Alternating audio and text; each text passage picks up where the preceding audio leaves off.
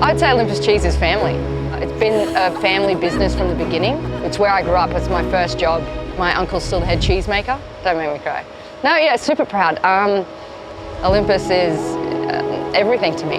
So Olympus started in '74 in West End. We're now here based in Coorparoo, stayed in Queensland. The old owners imported all the equipment out of Cyprus, so everything you see in the factory here is the traditional Cypriot equipment. We make fettas, halloumis, ricotta, Greek yogurt, natural yogurt. Our staple is our halloumi. We hand fold and hand mint every block.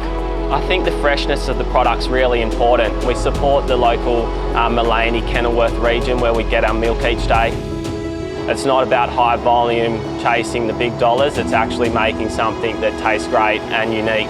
It is really about making customers feel like that they are part of our family. Brisbane Airport are partnering with us and then you guys become our family.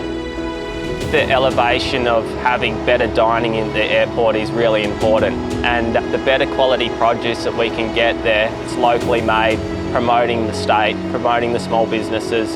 It just gives people a reminder, hey, Brisbane and Queensland can produce some great quality product.